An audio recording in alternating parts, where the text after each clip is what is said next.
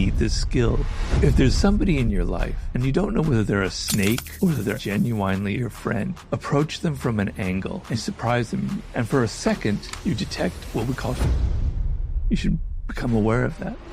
Robert Greene is one of the best-selling authors in history. An internationally renowned expert on power strategies. He's been referenced in songs by Jay-Z, Kanye West, the godfather of power, seduction, and mastery. We have this idea that if I apply myself really hard, I should be successful. But I kept noticing this blind spot that people had.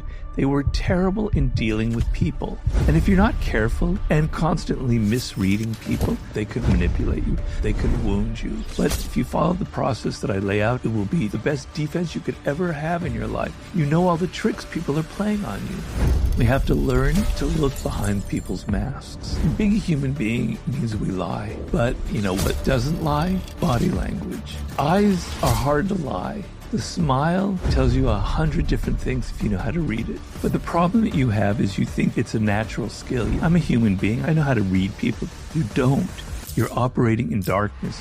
But I do believe everybody has that potential. So the first thing you do is... Frenemies. Do we all have frenemies? Yes. They sabotage you, hurt you, and you don't want them in your life. And one common sign of a frenemy is... they're...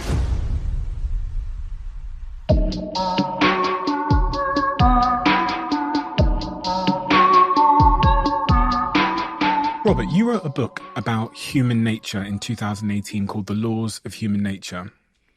Why did you write that book? Well, it's the fruit of a lot of experiences that I've had.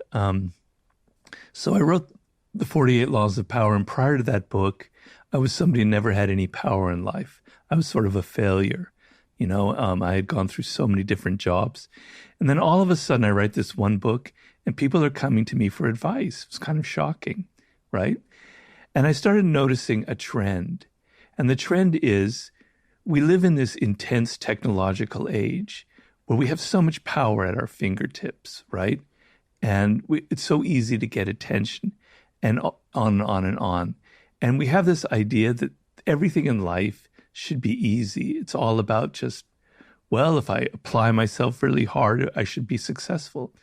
But I kept noticing this blind spot that people had. They were terrible in dealing with people. They were making all of these mistakes. Everybody wears a mask. You wear a mask, I wear a mask when we're out in the public realm. We don't exactly say what we think, right? We're all a bit strategic. And if you're not careful, you're constantly saying the wrong things. You're constantly misreading people. You're doing things at your job that you think are going to impress, but they have the opposite effect. And then something bad happens and you're confused and you're emotional. It was like this circle atmosphere of pain around the globe of people suffering because they don't know how to handle the people in their lives. And because we're so virtual and we're so locked in our phones, that we're becoming worse and worse at reading other people, at understanding them. You know, when I'm sitting across from you, I can see your body language. I can see your nonverbals. I can see all sorts of things. I can deal with you as a human. But when I spend 95% of my time behind a screen, you know, and that's even how I date, basic human skills of understanding, of connecting, of empathy, of reading, they're getting hopelessly degraded. That's my long-winded answer for why I wrote that book. If there's someone listening out there and they can relate to certain parts of what you've just said, maybe it's a lack of their own self-awareness, or maybe they have poor sort of awareness of others, is there a starting place to reversing that? Is there maybe a most important skill that we need to master as at the foundation of that transformation? Yeah, it's very simple. It's to get down on your hands and knees and realize you're bad at dealing with people. The problem that you have is you think that it's a natural skill. Yeah, I'm okay at it. I just kind of wing it. I understand what I'm doing. I'm a human being. I know how to read people, etc. You don't. You're operating in darkness. You're groping around. Just realize, first of all, that you need this skill. And once you realize that, the first thing you do is you look inward. You look at your own nature. You look at the things that I write about in the book about narcissism, about irrationality. And instead of searching for the people around you that fit those categories, look at yourself. So it all begins with self-awareness. You are the best subject of human nature. So when I was writing this book, it was actually quite painful. So I'm writing a chapter on narcissism, one of the longest chapters in the book because it's a very important subject. And I'm telling myself, Robert, you're quite a narcissist. You didn't think of yourself that way, but you have all of these classic tendencies that you're writing about in the book. It was painful. But in order to come to understand narcissism in other people, I had to sort of understand it in myself.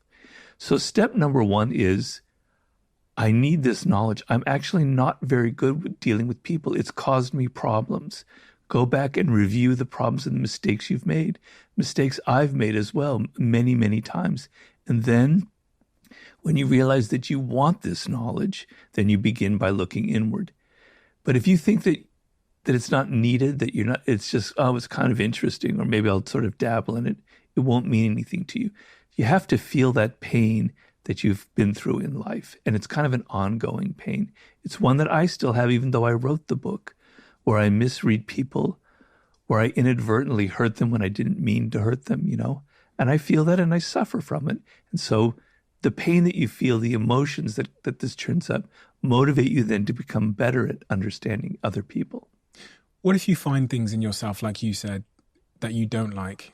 You find narcissism in yourself, you find darkness in yourself. What are we meant to do with that? Are we meant to heal it, resolve it? You're meant to look at it. You're meant to confront it. I have in the book a quote from the great writer Anton Chekhov that people can't begin to change themselves until they know who they are, until they understand themselves, right? So we all want to change. We all want to be better at ourselves. But until we know who we are, until we realize our flaws and our weaknesses. So the main law of human nature, if I could summarize it, is we don't like to look at ourselves. It's always the other person. They're the ones with the problem. They're the ones who are aggressive or passive aggressive. They're the ones who feel envy. They're the ones who are rational. But me, no, I'm a paragon of virtue. I'm always moral. I'm always good. I'm always smart, etc. So it's the point isn't to beat yourself up and go, damn it, I'm an awful human being. We're all humans, come from the same source. We all have the same ancestors. We all have the same flaws in our brain. It's not like you're exceptional. It's not like you're the one person that doesn't have a narcissism, that doesn't have self-absorption. So realizing that you're connected to all these people, that we all have these flaws and weaknesses, is actually not a bad thing. It's a good thing. And then by examining yourself deeply, you can begin to change some of these things. It's just like I don't go like, oh, damn it, I'm a narcissist. I'm self-absorbed. I think a lot about myself. I love talking about myself, which is something I'm afraid I do like to do, right? The point isn't, I'm just depressed. There's nothing I can do. Once I'm aware of it, I can begin to change it. But if I'm always repressing it, if I'm always thinking, no, I'm good, I don't have those problems, then if you can't see them, how can you change them? How can you deal with them? How can you become a better person? How can you change those qualities that you don't want? One of the most important things in the laws of human nature is that you have patterns, that you are compulsive. It comes from your character, these patterns that you see in your intimate relationships. You always fall for the wrong person, or you sometimes fall for the wrong person. You see it in your work world. I make these mistakes. I get fired for this reason, et cetera, et cetera. And they're good patterns. But we tend to repeat over and over and over again these sort of compulsive behavior. Being aware of these patterns and being aware of these things, you can now you have the power to change them.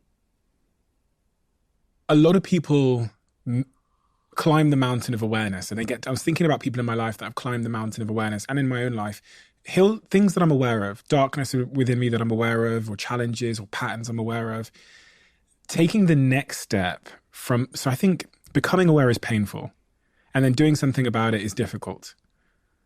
It's painful because there's a lot of cognitive dissonance associated with figuring out that you're not who you want to be, and then doing something about it requires breaking what feels like old neurological pathways in my brain, trigger. You think about the habit cycle. Breaking that is difficult. I look at it very differently, I'm afraid. So I think actually it's worse when you're not aware of who you are. When you walk around in this world with all of these false ideas about who you are. You don't even know who you are. You're wearing this mask. You're not authentic. You're behaving in the world as if you're somebody else. And you're not aware of that, but it's causing you pain. It's making you suffer because you're not aware of the real person that you are. You're not authentic. And coming to terms with some of these dark qualities is actually a very enlightening experience. It actually can be euphoric. You go, I am an animal. I'm not this saint. I'm not this paragon that I thought I was. I'm an animal with flaws. I can embrace that. We're all like that. And it's a good thing. And feeling like you have this and you're coming to terms with it. I have a chapter on the dark side of human nature. Everybody has a shadow side. I have it. You have it, right? And seeing that shadow side, which is something you've been repressing since childhood, and dealing with it and confronting with it, is actually one of the most wonderful experiences you can have in life, because repressing all of these things is what is making you miserable in life.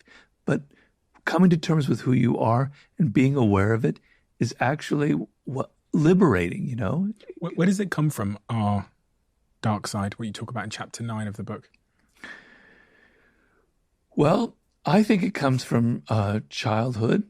So when you're a child, when you're 3 or 4 years old, you're like this complete person. I compare it to like this round ball.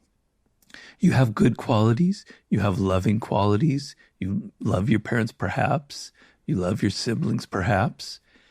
But you also have these other darker qualities, these kind of aggressive impulses. Sometimes you hit people. Sometimes you say nasty things, right? But you're a complete person. It's natural. It's who you are. It's how you were born. It's like a round ball, and it's complete. And then slowly, year by year, month by month, you have to cut off that dark side, that back side of yours. In school, you're told, don't ever show that part of you. Your parents are, come on, you got to be nice. You got to get along. We want to be proud of you. All of those aggressive impulses that you have, all of those feelings where you felt envy about somebody, whatever, you wished you had what your brother or sister had. So they all go underground, right? You force them down. You don't want to deal with them, but they're still there because you're a human being. Those emotions don't leave you. They just get pushed down and they go into the back side of your head. That round ball now becomes cut off. It's like the moon with a dark side and a front side. And when you're out in the public and you're in work or in social situation, you're only showing people that bright, happy side, the good side. And you're doing the damnedest to conceal all of that dark energy inside of you. And then suddenly, because you're not aware of it, it comes out in explosions. Very typical thing is you suddenly get angry and you burst out with an angry email, or you yell at somebody, you say something kind of nasty. And then you look back and you go, where did that come from? That's not really me. I'm not really like that. I feel ashamed about that. But what you must realize is that's part of your shadow that's speaking. It's coming out. You're just not aware of it. You're trying to control it too much. And I say, the best thing in life to do is not to take out this dark side and just throw it around the world and be nasty and aggressive. That won't work. But you have to find ways to take that energy, because that dark side contains a lot of energy, a lot of power, and use it and channel it into ways that are productive. So I happen to be someone who has a fair amount of aggression, I have to admit. I'm extremely competitive, right? Even in card games, I don't like losing. So I've channeled it into my books. I take all of that energy and I put it into making the best books that I can, into ambition. So if you're ambitious, channeling that energy into becoming the best and beating the competition is a productive way of using that dark energy. If you feel angry about a cause or something that pisses you off about the world, some injustices, instead of whining about it, etc., you go out and you do something. You get involved in a movement or whatever. You channel that energy into something productive. That's the way to deal with the dark side. And you can't go throughout life imagining that you're this saint, because you're not. You have these qualities. In your book about the strategies of war, the second strategy of war that you write about is do not fight the last war.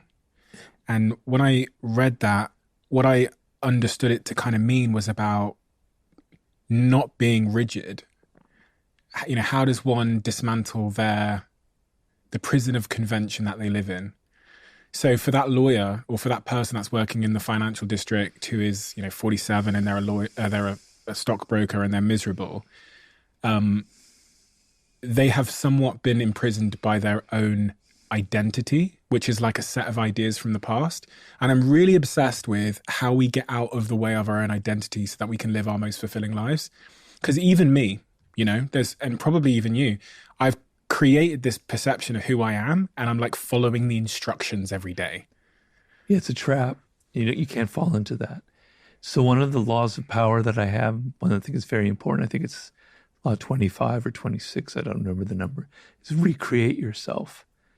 So the moment people start know who you are, they identify, they create your identity.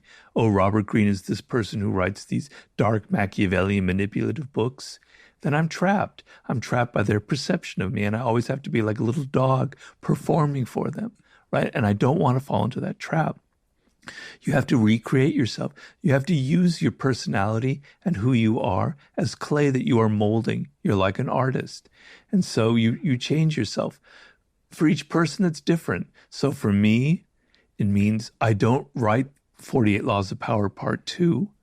I write now a book that's not like the 48 Laws of Power at all. For you, it's doing your podcast, but changing it up. Or maybe you do a different podcast, or maybe you go into a different career set. Or maybe you become a CEO or an entrepreneur in a different direction. I was recently on Andrew Huberman's podcast, right? One of the most successful podcasts besides yours in the world. And I don't want to, it's going to sound like bragging, but the book mastery helped him a lot because he was a professor, I believe, at Stanford. I hope I have it right. Everything was going well. He was on a fast track in neuroscience, but he was miserable. He hated the politicking. He hated all the bullshit that you have to go through in academia. And then he read the book and he goes, I don't know how old he was. He must have been in his early 30s. He goes, I don't want to do this. I want to change. I want to recreate myself. He decided to go into podcasting and to take all of his knowledge about science and neuroscience and bring it into a different medium. And so that's extremely powerful because if he had stayed in academia, he would have gone down the path that we're talking about. It sounds a little sexier than being in finance and you're 47, but being stuck in academia when it doesn't fit you with all the nasty politics that go on in universities, etc., that is a path for misery if he doesn't fit. So you have to kind of go through this process all the time and not let other people tell you who you are. In the case of Andrew Huberman, who transitioned from an academic to a podcaster, it's quite a feat because there's lots of forces that try and hold our existing identity in place, a lot of people, and to sort of cross the chasm, get past all of that force that says, no, we want you to stay with us, Andrew. We want you to be an academic. Who do you think you are being a podcaster? That force I'm so intrigued by because everyone, regardless of where they are now, if they're going to try and venture to somewhere else, a better place, they're going to encounter that. How does one work through that? What is that? How do we understand that force that's trying to keep us down? It usually happens when you're successful that people start giving you these identities that kind of define who you are. And if you're okay with it, that's fine, if it doesn't. But I'm a big believer in listening to your own pain and listening to your own frustration. So when you feel frustrated in life, you have to go through a process. You have to look at it and you have to go, what is the source of it? Normally, the first thing you'll do is you'll blame other people. You'll blame the world. You'll blame your spouse, your children, whatever, right? And you won't really look at what it is, why you're frustrated. And if you look at it deeply enough and you go, I'm really frustrated because I'm not enjoying my work. I'm making money. I'm going there every day and I'm going through the motions and I'm successful and people admire me, but I'm not happy. I'm frustrated. I'm upset. You've got to lean into that pain. You've got to lean into what frustrates you and go, I can't go on another 5 years like this because the mind and the body are tied in. There's no difference. We're all one. We're all a unity. And so when you start having these frustrations, these desires that you're not acting upon, it creates physical problems. You're not aware of why suddenly your blood pressure is rising, why suddenly your back is having pain like I'm having right now. It's all interconnected. And when you're not doing something that you're not engaged with, your whole being goes out of whack. Everything doesn't work. You've got to listen to it. You've got to understand it. And you've got to go, I want some joy and some excitement in my life. I want a challenge. It takes some fearlessness, because leaving a prestigious job at Stanford, where you've got money, I don't know if he had tenure or not, or perhaps he did. It takes some guts, because you're leaving something that's a convention, that's stable, et cetera, et cetera. But you've got to go, it's not worth the price. It's not who I am. I'm going to suffer for it down the road. And so, let's say he decided to go into podcasting and it failed. All right, so be it. Then he learns that, and he's somebody who's very smart. He would have figured out another direction to go in. If my book, The 48 Laws of Power, hadn't been a success, I don't know what would have happened to me, but hopefully I would have figured out another way to go, because I also had to drop a career direction that I was going in. But you've got to try. You've got to be able to try, and you've got to go say to yourself, it's actually a great thing in your 30s, let's say, to go, I need something new. I need something completely different. I need a new challenge. I'm going to drop this. I'm going to start something. You won't believe the energy that will suddenly rise up in you, right? You'll suddenly feel invigorated. You'll suddenly feel youthful again. I'm not stuck in this thing. I can try something else. I'm so intrigued by two things within that. One of them was going back to the case of Andrew, who left Stanford and became a podcaster, was my brain, you said he's an intelligent guy, he would have figured it out if he'd failed. My brain also was saying he could have always gone back. And there's a real illusion sometimes, I think, in most of our lives where we don't realize that if we mess up in this thing, as I think Jeff Bezos calls it, this is probably a type 2 decision where we can walk back through the door. But it's this sort of illusion that we're going to really lose something great if we fail that stops us taking that first step. And the other thing I was curious about is this idea that pain is a catalyst for change. And do people need to get to that point in their lives where they go, I'm just so sick of this, to change? Can someone change before they get there? Unfortunately not. Sometimes the bottom has to drop out before you realize what you really want and what you really need to get in life. I wish it weren't that way. But feeling like you're suffering and that you need a change and that if you go on this way, bad things are going to happen is the greatest motivator of all. Because if you're moderately discontented with your job, you're going to constantly be justifying it to yourself going, it's all right. It'll get better. There'll be a new boss, or I can always move from this job to another company similar. You'll justify, you'll never get out of it. And the trap will just close in on you and you'll never get out of it, right? It's those moments where, damn it, I hate this. I can't go on. I'm heading to suicide. I'm heading to depression. I'm heading to drinking. I'm hitting bottom. I don't like where I'm going. It doesn't have to be quite so drastic. I know I'm exaggerating, but you have to feel a degree of pain and frustration to say, I need to make a major change in my life. The other thing I say is, in the same book you were quoting in about warfare, I have what's called the death ground strategy, where you feel like, so he's going into podcasting, and if you go in with the attitude, well, if I fail, I'll just go scurrying back to Stanford. That's a recipe for failure in itself already. Your attitude is already half-assed. You're already half into it. You go to yourself, I'm cutting my ties at Stanford. If this podcast doesn't work, I'm not going back. It gives you the energy, the motivation, the desire to actually make it successful. But if you're always going through life kind of with half measures going, well, if I start this business and it fails, I'll go back to living with my parents and I'll do this other job. You're not going to put your full energy into it. You're not going to give all of yourself into it, and it's probably going to fail. It's really, it's so true. It reminded me of something I was reading in one of the psychology journals about a study they did with participants where they asked them to do a puzzle and offered them a delicious snack as the reward. And then in one group, they said, this is the only way to get the snack if you do this puzzle. And then in the other group, they said, by the way, the same snack is also available in the vending machine down the hall. And then the people in the second group, where they had a plan B, were less committed to doing the puzzle, spent less time trying to solve it, and did worse in the puzzle. And it's this idea that a plan B actually psychologically does distract you from your plan A. Yeah. We're animals, right? We have a certain nature, which is what I talk about in human nature. And our earliest ancestors, to go back to something I was talking about, our brilliance, or the power of our species is we are actually very physically weak compared to like chimpanzees and cheetahs and lions, et cetera, but we use our brain. And feeling the necessity, feeling that we're going to die unless we don't solve these problems, right? If we don't use our brains, if we don't create tools, if we don't work together as a team, we're gonna die. We won't survive.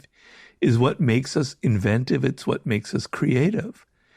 It's almost like a barometric pressure. That's the metaphor I like to use. What's that? When you feel that pressure inside of you and it's very heavy, like weather that's very, heavy and thick, you're motivated, you feel it. I've got to get up in the morning. I've got to do this. I've got to accomplish this. When that pressure goes away and you don't feel any pressure in your life, you can do anything and there's no consequences for it. You'll just waste time. You'll waste years. You'll waste months. You'll never accomplish anything. You give somebody a deadline, right? They'll accomplish in 2 months what it would take somebody 2 years to do without a deadline. It's that necessity. It's that sense of there's a sword at my back. I've got to get it done. It makes you get things done. It gives you the energy. It's get rich or die trying, to quote somebody. You talk about that in the book about the strategies of war. That chapter 4, or strategy number 4, is about creating a sense of urgency and desperation. And when I was reading that, I was thinking, to be fair, I don't know any great leader that isn't a little bit urgent and a little bit desperate. And even if they feign that desperation to galvanize people, there's something about creating urgency and desperation in your life that is an incredible tailwind. Is there any practical ways that you think the average person can create the required sense of urgency in their life so they can get things done? Well, it's kind of like a level here. So you need challenges in your life. That's sort of what the death grind is about. You're challenged. You better rise up to it. If the challenge is too great, if you're like, I'm 24 and I've never written a book, but I'm going to write the best book ever, you're going to fail because it's too far above you. You're never going to reach it. If it's too low, you're never going to have the energy. It's too easy. It's not going to motivate you. But there's a sweet spot. I don't know. I'm just drawing it here, be like here, where it's a challenge. It's above what you can do right now. It's not so far above that you can't possibly do it, but it's enough of a challenge to mean, God, I better get my act together. I better get the energy to get together. I better, change my habits. I've got to get up earlier. I've got to work harder. It's not like I have to get up at 4 and force myself and work out, et cetera. I can get up at 6:30, an hour earlier, and I'm going to meet this challenge that's a little bit above my level. That's a powerful way of motivating yourself. You need challenges. You need constant challenges in life, or you're gonna stagnate. It's just the law of nature. You talk about false purpose as well. Yeah. What is false purpose, and how do we know the difference? Your purpose in life is something that you're born with. It's like your destiny. This is what you were meant to accomplish. This was what you were meant to be, what you were meant to do. And we were talking about that in terms of your childhood, et cetera, right? But we humans are not born with that purpose engraved in our heads. We don't wake up when we're 7 and go, that's my purpose. If it were that easy, it would be that simple, right? But because we don't have any direction, animals don't wake up in the morning if they're not nocturnal and go, what am I going to do today? I can go here. I can hunt for this animal. I can hunt for that animal. I could eat this. No, they don't. They operate by instinct. They have a purpose. It's automatic almost. Okay, we don't have that.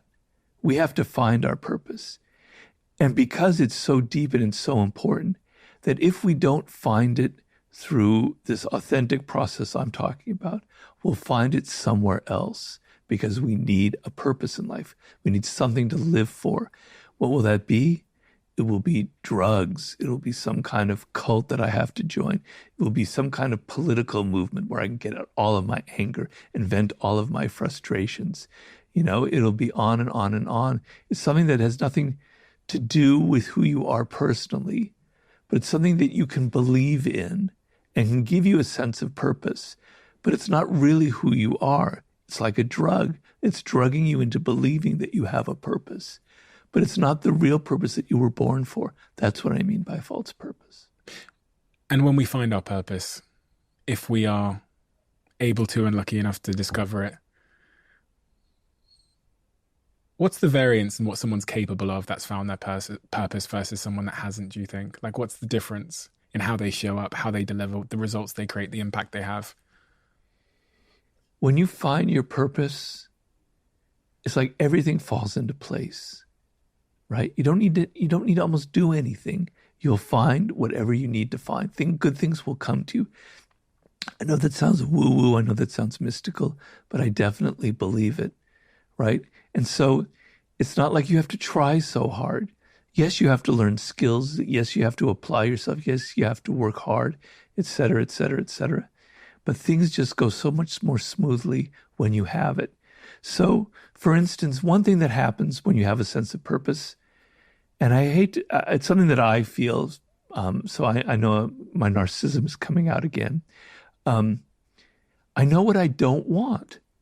You don't know the power of that. You can't imagine how powerful that is. So people come to me all the time with, Robert, we can make a lot of money doing this. We could try this. Let's make a TV show out of the 48 Laws of Power. Let's do this. Let's do that. Let's make a game. I'm not interested. It's not my purpose. No, I don't want it. If I didn't have that radar, I'd be spreading myself out into 8 different venues, and I'd be, all of my energy would be scattered. I wouldn't have that focus, and I'd probably end up being pretty miserable because I would have lost my purpose. But when you have a sense of purpose, it's like, no, I don't want to do that. I don't want to do that. I want to do this. Yeah, it can be rigid. You have to be a little bit flexible. So if somebody comes to me and goes, Robert, what about this? I'm open to it. That sounds moderately interesting. All right, maybe I'll try it, And I do open things like that. I'm going to be doing, in a month, I'm going to be recording a French version of, the master class. Mm-hmm. There's a French version of that. So, I'm not so rigid where I can only write books. I can try other things because I can see value in it and it interests me. It's a challenge. Being able to say no is so important and it's so empowering. And that's what a sense of purpose will give you, among other things. There's a quote that says something like, distractions come dressed up as opportunities. And to even know what a distraction is, you first must understand what your goal and what your purpose is, or else it's impossible to distinguish between a distraction, Robert, let's go start a game, or an opportunity, which sounds much more like that mastermind thing. And I think about this all the time. The more clear I am on the goal and what my purpose is, the much easier it is to understand what a distraction is versus an opportunity, because they do look the same when they come into my inbox. Yes. Well, the other thing I do is I kind of game it out. So somebody comes to me and they go, let's do a television show, The 48 Laws of Power. And believe me, I've been through that about 85 times, people coming to me that, and we have even attempted it. But I go, I've worked in Hollywood. I've worked in television before I had my books. I know the process. I know how miserable it can be. I know how you have no power. I'm a writer now where I write books and I have all the power. I have all the control. You go into Hollywood, you go into television or film, 800 other people join in and they all have their ideas and they change this, that, and the other. You have no power. And it's meetings and meetings and meetings and talk. I game it out and I go, I don't want to get into that trap. I don't want to be spending a year having meeting after meeting after meeting, hearing about this possibility, having it changed by this producer. I game it out and I go, no, I don't want to do it. Can you do that when you're younger? Can a 21-year-old? No. No? Takes a fair amount of experience in life. Because when you're 21, everything looks great and exciting. Man, yeah, I'll do that. Why not? Yeah, it'll be fun. I'll meet some hot girls. I'll do this and the other. Great, et cetera, et cetera. You don't have that radar. Everything looks exciting and enticing. It takes the pain. I keep going back to that, of things that you wasted your time in and things that failed, things that you didn't like, to teach you the ability to say no and to save your energy for what you really love. Should a young person just be saying yes to everything? The problem that we have is everything has to be this way or that way, has to be black or white. And it's not like that. It's kind of in between. You can learn to dance in life. You don't have to go this way or that way. You can kind of do both. So the best advice I give people is your 20s are the best years of your life. Actually, I think the 30s are, but let's just say for argument's sake, your 20s. You're young. You probably look pretty good. You're healthy. You've got all these things going on for you. I want you to have some fun, and I want you to have adventures. I don't want you to be 22 and go and get a job at Goldman Sachs for the rest of your life. So you need fun, you need adventure, you need some looseness. You want some experiences. But it has to have some direction to it. It can't just be, I'm going to write poetry, I'm going to do rock and roll, I'm going to go and learn chemistry, I'm going to, become, this, that, and the other. No connection at all between all of these things, just trying everything for the sake of novelty. That's a recipe for not being successful, because what you want to happen is you're 30 years old now. You've let your 20s are behind you. It's usually a time of reckoning where you go, shit, I'm not so young anymore. Okay. I'm getting older. All right. I've had my fun. I've had adventure. I'm ready for something serious. And I've learned some real skills in life. For me personally, I learned how to write, or whatever it is. You didn't just go try 80 different things. You kind of had 4 or 5 that you did, you experimented with. All right, now I know what I love. Now I can go down that path. And in mastery, I often tell the story to people of one of the masters I interviewed was Paul Graham, who was the man who started Y Combinator. You probably heard of Y Combinator. He was somebody who got into AI when he was like 18, 19 years old. He was like at MIT, I believe, right? Back in the late 70s when nobody was even thinking about it. Okay? He was a hacker because his father was a scientist who had computers back in the 70s, and he learned how to hack early on. Okay? So he went down the process of going into academia, of going into programs of computer programming, et cetera, et cetera. And he was on a track, just like Huberman, at MIT to become a professor, to become proficient in it. And he hated it. It was soul-sucking. He didn't like the politics. He didn't like dealing with the people. He didn't like academia. So he quit and he became a painter because he loved design and he loved visuals. He comes back to New York. He's living in a loft. He's painting. He's happy in it, but he's not making any money. And then he hears an advertisement on the radio for, I think it was maybe Netscape, one of the earliest, internet, whatever you call them. And they're saying the future for computers is being able to buy and sell products on the internet. He ends up creating the first, I think, the prototype for all the things that we have now. Yahoo ended up buying it for like $5 million. And then the rest is history. He spent his 20s trying something out, learning real skills. He went somewhere else, learning something that he loved. And then he's 30 and he combines the two together. And he's a classic example because he gets very bored easily. So Y Combinator is worth billions of dollars, extremely successful. He sells it and gets into something else because he likes writing, etc. He's kind of a prototype for a lot of what we're talking about. We've spoken a lot about self-awareness and self and all those kinds of things. What about other people? The only thing that seems to stand in the way of all of our goals in life are other people. So if I want to become exceptional at understanding the human nature of other people and using it in my favor, where do I start there? What are the sort of foundations of being great at using other people's human nature to my advantage? That sounds very narcissistic and very awful, but it is what it is. Yes, it is what it is, exactly. People, as I said, the main mistake we make in dealing with other people, and it's a common mistake that I make as well, is we take the appearances for reality. We take their masks for how they appear to us, for their politeness, for their smiles, for their saying, oh, I loved you, etc., for the reality. And we have to learn to look behind people's masks. We have to learn what's really, really going on behind them. And we have to learn some basics about human nature. People like to believe that they're essentially good, saintly, virtuous, however you want to do it.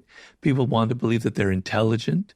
You never want to feel like, I'm not stupid, I'm intelligent. And the other third thing is that they're willpower, that they're in control of their lives. They do things because they decided to do it.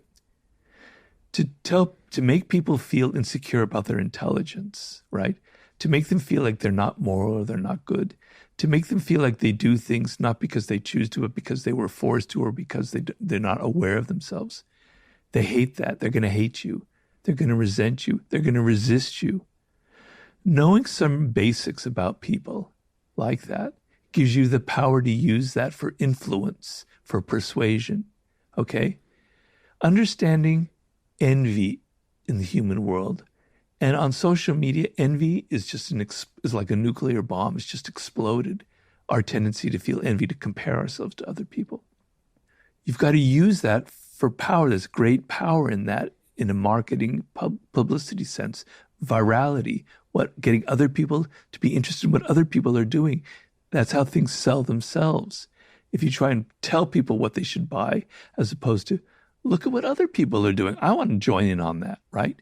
Knowing about these basic qualities in human nature, about how we like to compare ourselves, how we have these certain opinions about ourselves, et cetera, gives you all of this power to take that human nature and use it for whatever purposes you want, for good, or unfortunately, some people use it for bad. Do we have to lie to be successful? And I say this because through reading some of your work, I heard sentences such as, you should keep your true intentions hidden in social situations.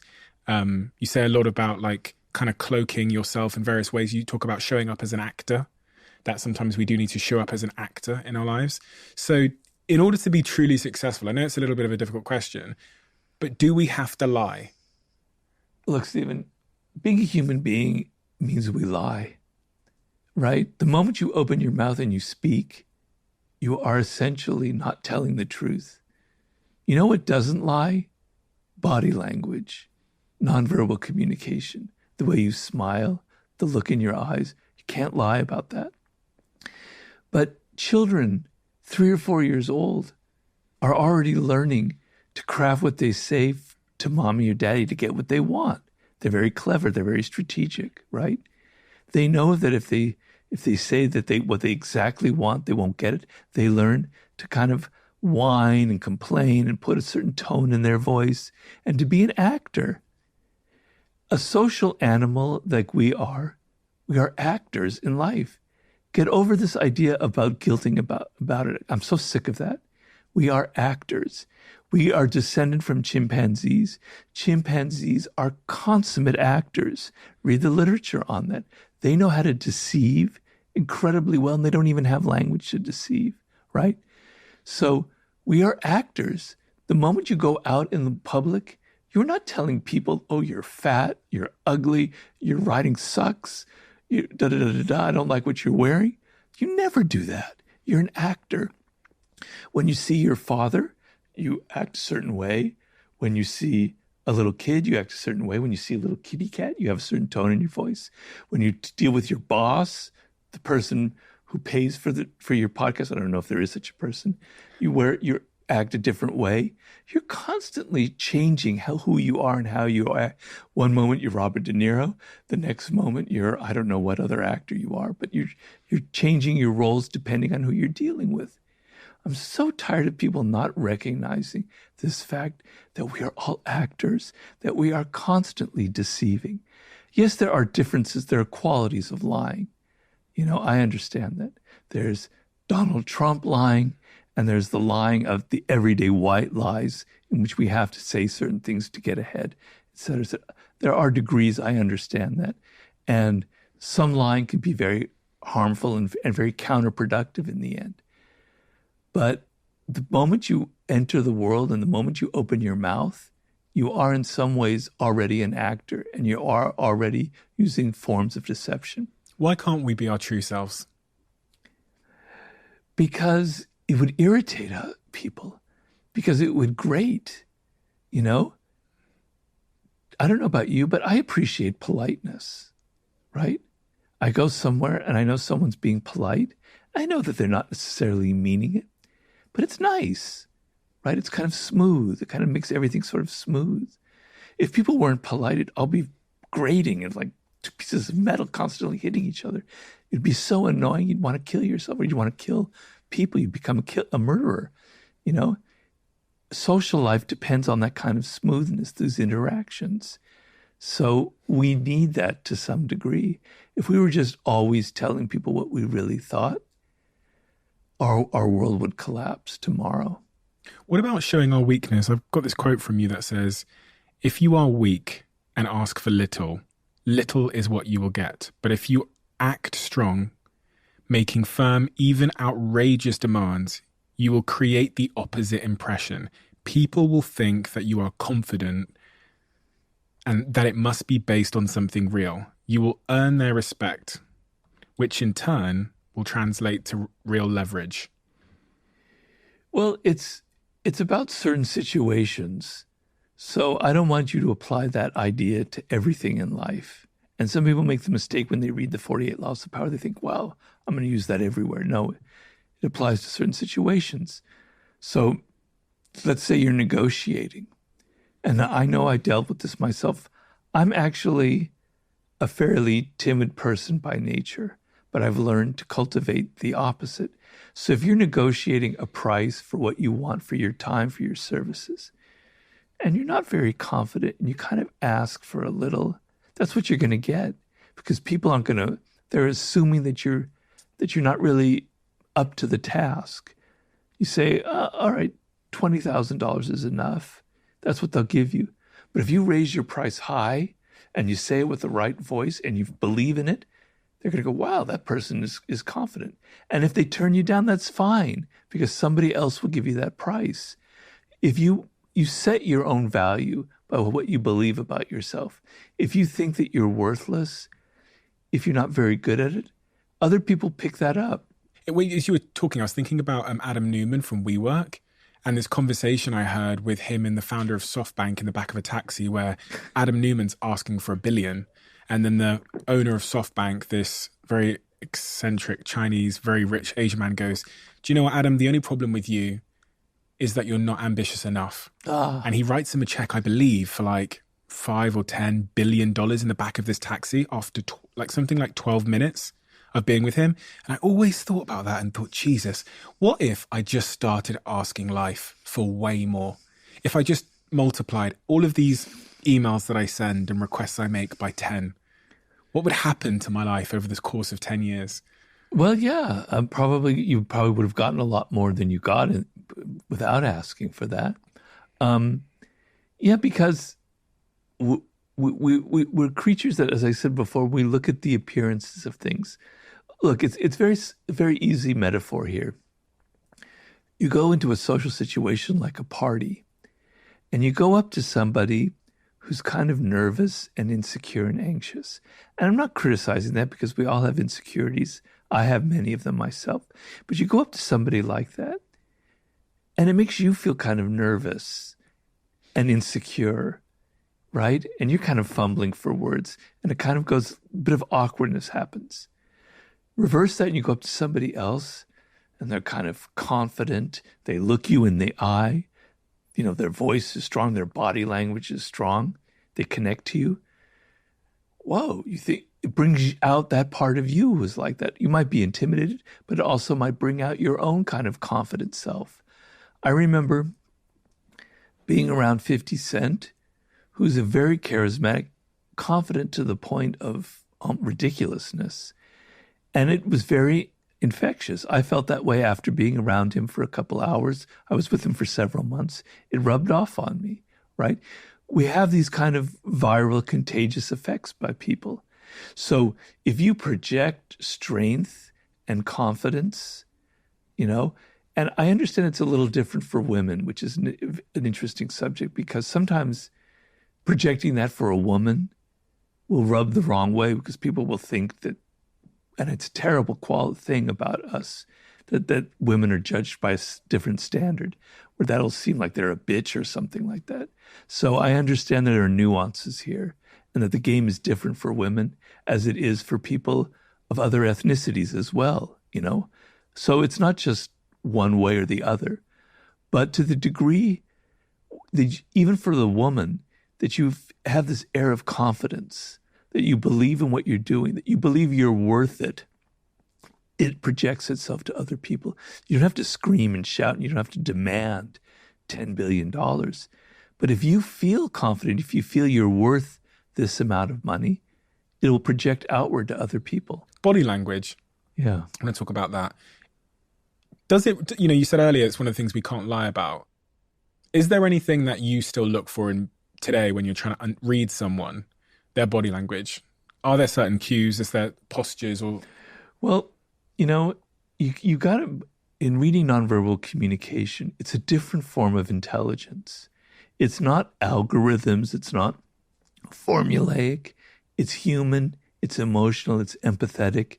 It's a reading without words. It's attuning yourself to other people. So I attune myself to people's emotions, to the vibe that they give off in an overall sense. A gestalt is one thing that I like to do. So if I had to give it a word, I would say anxious, or I would have to say outgoing and extroverted, or I would have to say impatient or whatever. There's an energy that kind of defines them. It's a word, and that word is not precise, but there is an overall feel that I get from a person. And then I'm always looking at specifics. It's not like I'm sitting there consciously in my head going through a checklist. I'm just feeling certain things. And I'm feeling that the eyes are kind of dead. They're not engaging with me. And you can't put that into words, but you know the feeling. So when someone's looking at you, but they're not really looking at you, you know what that feels like, don't you? Mm-hmm. And a lot of psychopathic people, a lot of narcissists do that. So part of their face pretends to be interested in you. They are looking at you in the eye, but they're not really looking at you. They're thinking of something else. They're seeing in you what they can get out of you. They're seeing you as an object, right? Eyes are hard to lie. They tell you something. Now, actors, very skilled actors, can kind of create some of these impressions. But one thing that they can't fake is the tone in their voice. And actors will tell you that it's the hardest thing to actually consciously control. So the voice of a person tells you a lot about their confidence levels, tells you a lot about, how just about their general emotional tone, about their character, about who they are. It's very difficult to fake. And when it's hesitant, when it's like stammering, when it's not, you can kind of sense something from people's voice, and it's very hard to fake. And then the smile tells you 100 different things if you know how to read it. There's the authentic smile, which I'm not going to fake right now, but it lights up the whole face, like you really feel joy. You can't fake it. Your eyes go up, your cheeks go up, everything kind of connects together, right? The fake smile, Yeah. We've all seen the fake smile. Just when the mouth goes up and the rest of the face doesn't bother. Stephen, I really like you. You're wonderful. Most of the time, most smiles are fake, but you can kind of, when you see the genuine smile and you go, that's what caused the genuine smile, you should become aware of that. And then body language tells you a lot. Like, is somebody, when they're talking to you and you're standing up at a party, Is their body kind of facing another direction while they're talking to you? Are they kind of looking out that way while they're talking to you? That means they're not really interested in you. They're not really engaged in you, right? Also, when you catch people by surprise and they don't have the time to put on a fake smile, I often tell people to do this. Like, there's somebody in your office and you don't know whether they're a snake or whether they're actually genuinely your friend. You suspect it could go either way. You kind of approach them from an angle, right? And you surprise them and you come up to them and you go, they look at you. And for a second, you detect what we call a micro expression of disdain. And then they put on the smile. That micro expression, which scientists, psychologists have studied, lasts for like less than a second, much less than a second. You have to be able to read it, but it reveals whether they actually like you or they're totally false. They can't fake it. So if you come straight on, they'll, oh, hi, Stephen, I love it. Great to see you. They come in, oh, they kind of pretend, then they try and act, and you can get clues like that. There's so many ways to read body language. It's such a fascinating subject. I could go on for hours about it. How important is it, you're talking about colleagues and team members there, and earlier you said that people are contagious. How important do you think it is to the success of our lives? And I pause there because success means it's a personal thing, it's a professional thing, to surround ourselves with the right group of people and to be intentional about that. It's very important. I have a chapter in, in the 48 Laws of Power about infection. And I think it's an experience many of us have had, where you're around somebody who seems at first glance to be very interesting. And they become your friend, maybe. They're very dramatic. And they have all these stories to tell. And they seem almost slightly larger than life. And you engage with them. And then you become friends. And then slowly, it becomes clear that they're a little bit nuts, right? They're always talking about how this person screwed them, how that person screwed them, how this boyfriend or girlfriend was so awful and so nasty. You begin to realize, is this true? Or is it maybe they are the problem? But now they're your friend, and now you're emotionally attached to them. And now they have room to play all these kind of games on you, and all of their drama starts infecting you. And it's like, God damn it, I want to get away from this person, but I can't. They've infected you with their negative energy, and it gets under your skin. And so you have to avoid people like that. You have to read before you get involved with them that they are a drama queen or a drama king, because there are just as many men out there who have this quality. You have to see that they play the victim of everybody else, but actually they kind of bring it onto themselves. Some people are genuinely unfortunate. Bad things have happened to them, and it's not their fault. I'm never saying it's a misconception about that chapter, that you should avoid everybody who's unfortunate. There are people, and a lot of people out there, whose circumstances have made them, in their what's going on. It's not their fault, right? But there are other people you have to recognize that the bad things that happen to them are things that they have brought on because they have this infecting power. It comes from a deep insecurity. You don't want them in your life. Being around insecure people will make you insecure. Being around confident people who kind of know what they're doing, who've got their act together, who are trying to make things and accomplish things. Because there's so many people out there who talk and talk and talk, but never do anything. Being around people who do things, who get things done, who've made a business, who've made this, that, or the other, they're gold to be around because they'll infect you with their positive energy. Frenemies. Yeah. Do we all have frenemies, and how do we spot frenemies? Well, hopefully we all don't have them. But in the Laws of Human Nature and in several of my books, I talk about the phenomenon of envy, which is a very, very powerful human trait. It has roots, very ancient roots. We know that in hunter-gatherer societies from thousands of years ago, envy was a real problem. And so they create all kinds of rituals to avoid envy, where the moment somebody in a tribe received a gift, they had to give it to other members so they wouldn't face envy. Because facing envy, you could be murdered for it. So you learned all of these rituals. And we've noticed that chimpanzees feel envy. You give one of the higher up chimps, because they're very hierarchical, a grape, and all of a sudden all the other chimps are very wanting that grape as well, and they feel envy, and et cetera, et cetera. So it's an extremely human emotion. The thing that we don't realize, though, that the people most likely to feel envy, first of all, we all feel envy. We're all comparing ourselves to other people. I feel it all the time.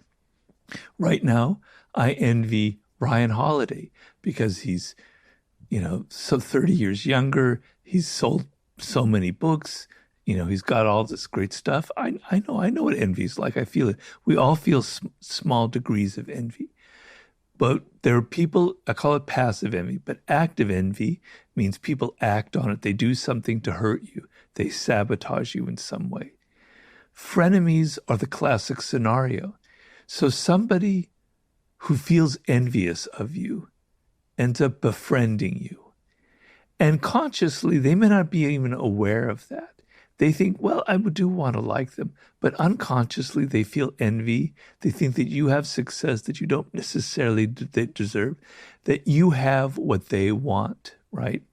They become your friend and they charm you, et cetera, et cetera.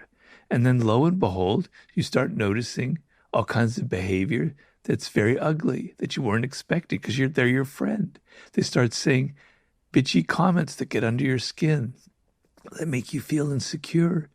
They take things from you. They act in ways that are hurtful. But because they're your friend, your first instinct is to blame yourself. Well, maybe it's my fault that they've done this. Maybe I'm actually to blame for what they're saying, et cetera, et cetera. So I believe behind the frenemies phenomenon is this phenomena of envy, where the person secretly wants what you have and they're becoming your friend so that they can wound you. And what's best to do is to recognize that. And one common sign of a frenemy, of somebody who's befriending you out of envy, is they're in a rush to be your friend. Normally, we like to take it a little bit slow. We just don't let anybody into our lives. We like to vet them a little bit beforehand, right? We don't trust everybody. But the person who feels envy is like, I love you. You're fantastic. I want to be your friend. We got to hang out. Let's go out for dinner the next night, et cetera, et cetera. They're in a hurry. That's a sign that something else is going on, because that's not natural. What about when friends become frenemies? Because sometimes through the process of us changing, yes, we might inspire that envy. Yes, like your status changes. We've all had to deal with that. I've had to deal with that as well. You have success, and you came from a background where you weren't so successful, and your friends are still there, and they envy you, and they're not very nice to you, and it's not a good quality. And I understand the quality. I understand where it comes from, and I wrote about it in Human Nature, where we're all aware of the what we call Schadenfreude. Schadenfreude means you take pleasure in other people's pain. So you hear a friend didn't get the job that they wanted to get, and you go, "Oh, I'm sorry," but deep down inside, you're kind of happy. We all go through that, right? The opposite is Mitfreude. It's an expression that Nietzsche coined, which means you feel joy for other people. I like to try and cultivate some of the higher qualities in life. So if something good happens to somebody, my first thing is I might feel a twinge of envy, but then I go, it's great for them. I'm actually very happy. I'm excited. I share their joy in what has happened, right? But it's not natural. So when somebody that you know and you've known for a long time has success in life, your first thing is to be, they didn't deserve it. They kind of cheated their way to it. Okay, as we talked about in the very beginning, you confront that ugly emotion yourself and you go, that's not who I want to be. And you go, I'm going to make myself feel the opposite. I'm going to make myself feel happy for their success. It's not natural, and most people don't go through that. And I know personally from people I knew before I had any success in life, they're the ones that give me the fewest amount of compliments for my books. They never read my books in the first place. They're very spare with what they say. They've got a pinched look on their face. Whereas people I've never met before in my life give me all kinds of compliments. Why is that? Because they're envious. They're upset. Are you threatening them because they see themselves like you because they knew you and you're from where they were from, so you're even more threatening? You're holding up a mirror to them in a way that makes them feel even more uncomfortable. Well, they're not going to feel that way. So what people will go through in that sense is, and this is how I think it through. Oh, Robert sold himself out. He wrote a book that's evil, that's nasty, that's manipulative. I didn't think he was like that. I thought he was this nice person. Oh, I don't like his book is ugly. They'll go through that process. They'll stay my friend because we've had years and years together. It's very, very common. At least I know that. They do that with my books. Even though my later books aren't like the 48 Laws of Power, they still have it in the grain that this guy who used to be so sweet and nice wrote these nasty, evil, manipulative, Machiavellian books. He sold out. What is it at the heart of the 48 Laws of Power that some people are triggered by? Like, what was the single most triggering concept, or the most controversial, or the concept that people just had a surface level allergic reaction to on sight without even really reading it? They just, I don't know. Yeah, they read the back of the book, they read the names of the laws, and they go, oh, that's ugly. And a lot of times they've had to deal with ugly people in their lives. And so that's when I see the authentic disgust reaction. I understand it, that they had to deal with someone who's very manipulative and they find it disgusting. Of course, when I get to have a rational discussion with them and I calm down their emotional reaction, I said, look, if you had the 48 Laws of Power before this person manipulated you, they would have never been able to manipulate you. That book is the best defense you could ever have in your life. It's like a shield. Once you've read it, you know all the tricks people are playing on you, right? They know they're posing as a friend and acting like a spy, right? They're concealing their intentions, et cetera, et cetera, et cetera. It's showing you all of these tricks.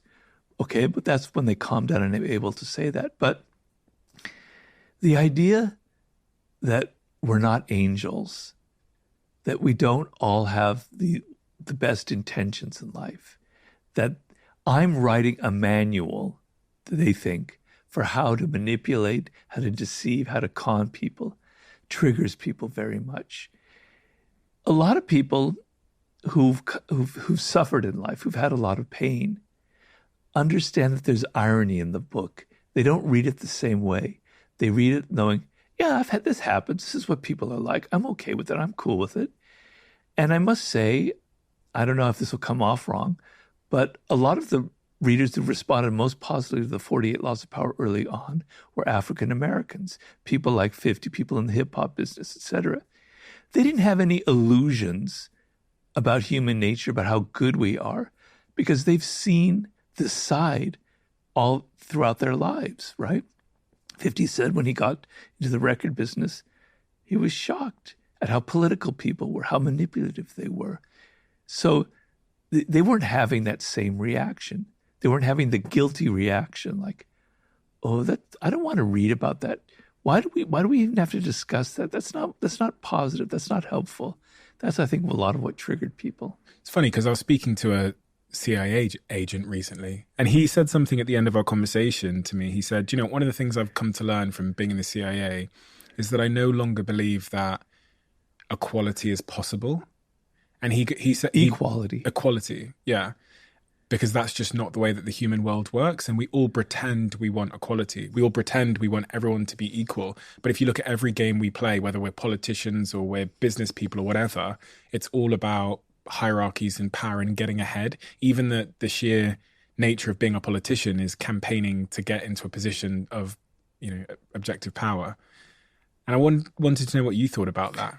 Well, I mean, there's some truth to it in the sense of there's something in our nature that is hierarchical, that has deep roots in us. But I do believe in one form of equality, and that is everybody at their birth has the possibility for following the path that I talk about in Mastery, for being great, for fulfilling their destiny, for being the unique individual that they are at birth. So everybody is born with a DNA that will never be replicated in the past or in the future, right? There is a uniqueness about every person. And there's a uniqueness about your parents, about your background, about your early years, right? And that uniqueness is a seed that if you cultivate it and you use it and you know your purpose and you mine it for power. In Mastery, one of the master I interviewed was a woman named Temple Grandin, who was born with severe autism. At the age of 2, she was about to be committed to a hospital for the rest of her life. She was like almost like in a walking coma. So for some reason, they got her a teacher to teach her language, and she started emerging a little bit. And then slowly she blossomed, and she realized, because it was something common to a lot of autistic people, that she had an incredible connection to animals. And a lot of autistic people have that. She couldn't connect to people. They were so tricky and deceptive. She didn't know how to deal with them. But animals, give her a horse, a dog, a cow. She felt like she was one of them. She ended up following that path and becoming a high-level animal behavioral scientist who, she was born with autism, about to be committed to a hospital, and yet she achieved incredible success in life as a scientist. I do honestly, and I'm not faking, I do honestly believe that everyone has that potential. But it's not equal in the outcomes of that. There are a lot of people, the majority of people don't follow that path. But I do believe everybody has that potential. Is that potential like objective greatness, or is it our own subjective greatness? I can become the greatest version of Stephen. Or do you believe that everyone could become great in the context of, the very best in the world, like, Steve Jobs? Or No, they're not going to, you don't have to be the very best in the world. I mean, when Mastery came out, we were, the New York Times wanted to do a story about my house in the home section. Okay, well, why? But all right. I never get any publicity from mainstream media, so okay, fine. So I had to quickly upgrade my house because they were going to come over with photographers. And we got a man over to do the tile work on my patio, which looked like hell. And I told people, this guy was a true master. He wasn't like making 6 figures. Nobody would ever write an article about him. He will die and no one will ever know that.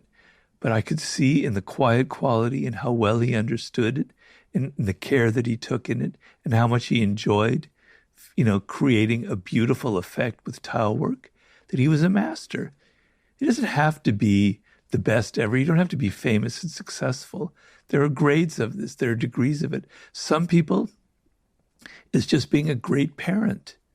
They're very social. They're very empathetic. And they're not maybe going to become an extremely successful finance person, but they're really good at raising their children, and they put a lot of effort and care into it. That's fantastic. You don't have to be famous. You don't have to be Steve Jobs. There are levels of it, right? But the sense of this was what I was meant to accomplish, and I'm following it, and I'm happy what I do. I feel fulfilled by my work, and I can go on doing it. I take it seriously. I care about it. I do believe that anybody can have that level of power in their life. I think I struggle with that, if I'm being honest. Yeah, please. On a personal level. I struggle with enough being enough. And also, I think I've grown up in the generation where there's so much comparison everywhere we look, when we open up our phones and Instagram, that you kind of always are led to believe that you're not quite there yet. Now, I've contended with the idea that maybe that's a good thing because it drives you forward. It's that pressure you described. It's that creates that urgency, that desperation. So maybe I should never believe I'm there yet. But then also I wonder, am I going to defer happiness off into the future because I think it's behind some kind of accomplishment or job title or, success in my life? And, when I hear about that tiler, I go, that person that was tiling your patio, I'm really jealous because they sound contempt with much less than would make me contempt. What is the correct answer? Is it to be the happy Tyler who's tiling the patio, or is it to be the impatient Steve Jobs that's striving for the personal computer? Well, it depends on who you are. We're all individuals. We all have our unique energies. It's the fact that you engage, you love, that you're emotionally connected to it, that it gives you a sense of fulfillment, that you're not looking over your shoulder, oh, I could be doing this instead. I'm fine with that. It doesn't have to be the Steve Jobs who's continually dissatisfied, who's Faustian, who always has to have more. I'm not against that either. I don't know why we have to be so judgmental.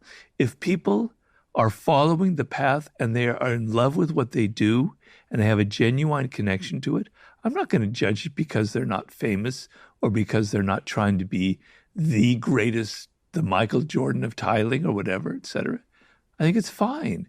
And you're not happy. You want to crush it. You want to have the #1 podcast.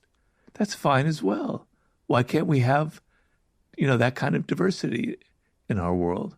The most important thing for both those types of people, the people that have that sort of insatiable sense of ambition, but also the people that are content with whatever they're doing in their lives, from what I heard there, is they both love what they're doing, and they both have those core components that you described earlier. Like they both feel the challenge in their work still. And that challenge might be, okay, I'm going to do a bigger patio today, or it might be, I'm going to launch $1 billion business tomorrow for someone else. And it's really about those core components of like challenge, meaning, purpose. Yeah. Yeah, because what you don't want is you don't want to be in your 50s, in your 60s facing death, because your days are numbered. Who knows how long you're going to live? And you're going to go, damn it, I could have done something with my life. When I was a child, I had these dreams. I thought I was going to be really great at it. And I never realized it. I went off on these other paths. I was lost. I thought I was happy, but I never really fulfilled any of those childhood dreams or those fantasies. It's a terrible, terrible feeling, and I want people to avoid that.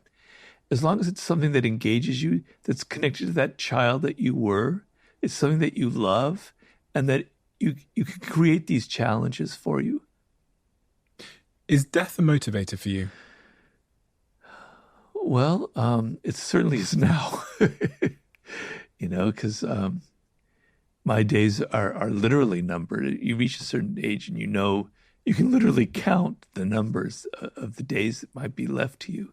And I nearly died several years ago with my stroke. Came this close to dying. I was driving my car, and if my wife hadn't suddenly seen something, I wouldn't be talking to you here right now. Either I would have crashed and died, or I would have had such bad brain damage that I'd be a vegetable. So I know about death. I feel it in my body. Every day I wake up, I do my morning meditation. I'm aware. There's a practice that I have in my meditation where this could be my last thought. I could die 10 seconds from now. What do I want in my head in those last seconds? Do I want to have some petty little thought about somebody who did this or said that? Or do I want to have something else greater in my head? I'm constantly aware of my mortality. And with the book that I'm writing, it's always in my mind because, frankly, I'm aware that I might die before I finish the book. So now I've written 2/3 of it. If I die tomorrow, the book can be published. And it's okay. I can live with that. But, I'm in a hurry to get it done because I know it could happen at any moment, and it almost happened to me. So I'm continually aware of it, but not in a bad sense, in a way of, it kind of gives meaning to my life. It makes me aware of how, valuable each moment is and how things that I look out my window, I see people doing things that I can't do anymore. And I go, they take it all for granted. They walk around unaware of their mortality, of how their body could break down at any day now. I'm aware of it. So I'm not going to feel envy because my mind is at a different level. I'm aware of the ephemeral nature of life, and it makes everything kind of beautiful to me. It makes me appreciate everything around me. I don't mean to be too saccharine about this because it could come off that way, because there is a dark side to it. And I definitely, in my dreams and in my thoughts, I have a lot of that darkness. But I believe the awareness of death is a beautiful, beautiful thing. It makes everything intense and makes everything aglow. With that awareness, if you were my age, I've just turned 31. Wow, you're a kid. Jesus Christ, man. I hate you.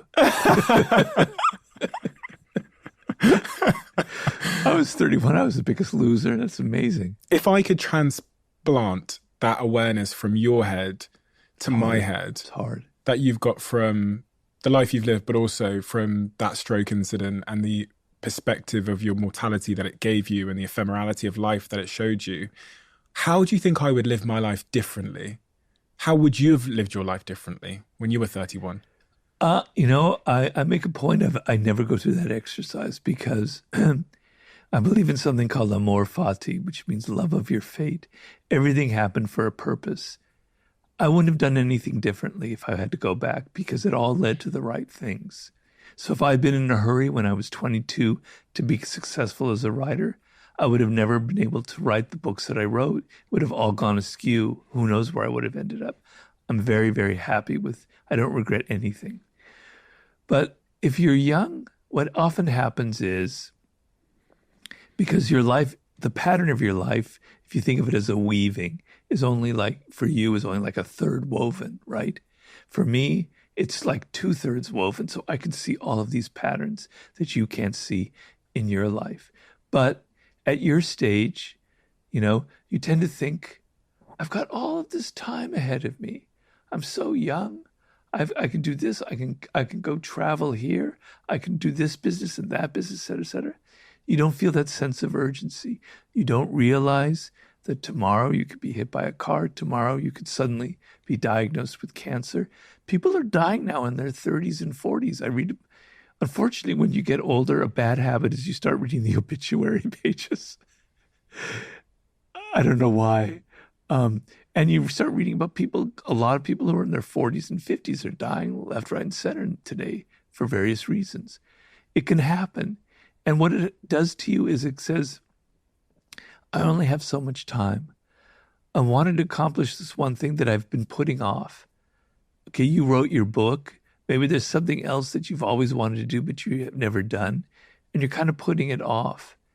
A sense of urgency, a sense that your time is relatively short, is a good thing.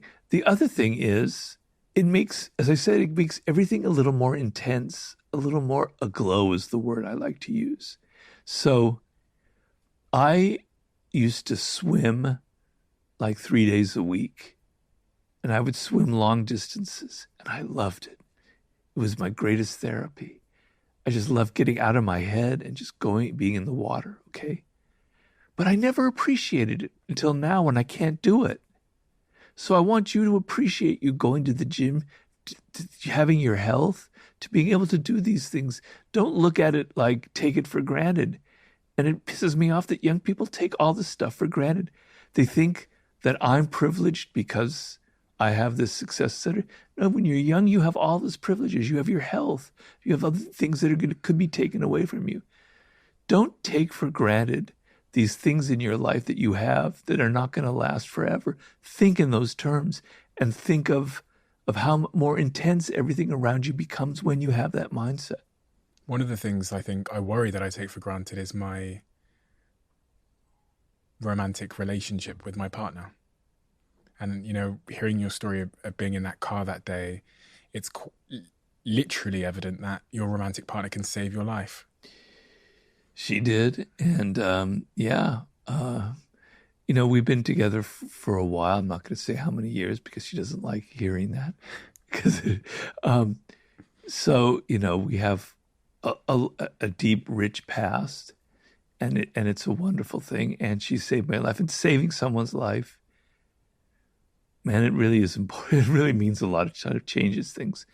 And in my book that I'm writing now, I wrote a chapter on love, which is something I've never written about, obviously. I've written about seduction, etc., but I've never written about love.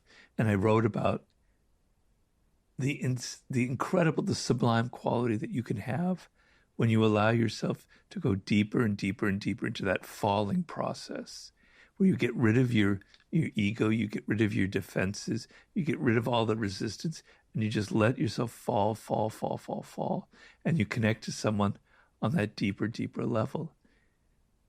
It's, as I say, it's a chapter on the sublime because it is a very sublime experience. And the reason I wrote it is I feel like people are missing that now because they don't want to be vulnerable. They don't want any pain. And falling for another person and letting go of your defenses opens you up to pain, right? And we don't want to experience that. We want to be invulnerable. And it's like cutting off all the richest experiences in life. And so I wrote that chapter addressing that and say, let go of your defenses, let go of your resistance, let yourself go into that process of falling. Feel what it feels like to have your ego dissolved in the presence of another person and care more about them than you care about yourself. You mentioned a second ago dark thoughts and dark dreams.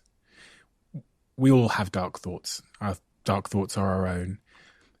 How do you go about dealing with dark thoughts, and what are those dark thoughts that you're able to share? Well, in my dreams, I'll be doing all kinds of weird things. A lot of times there'll be guilt. Like, did I actually murder that person? Are the police actually after me? Damn it, what's going to happen? What's going to happen to my reputation? Then I wake up, So all that kind of stuff happens. But also doubts about myself and depression and I've dealt my whole life with feelings of like not being very worthy. Like even doubting my success, doubting that my work is any good, doubting that I deserve it. I had, a lot of periods in my life where I wasn't successful, and I kind of had it ingrained in me that I could do better, I could do better, I could do better. I wasn't a good parent to myself. I was very tough on myself. And a lot of my dark thoughts are I'm still very tough on myself. And it's like, the other dark thoughts that I have is I can't do the things that I used to be able to do. Is life even worth living when you can't like hike, when you can't swim, when you can't go out on your bicycle, when you can't travel normally? Is it really worth it? Maybe death wouldn't be so bad compared to that.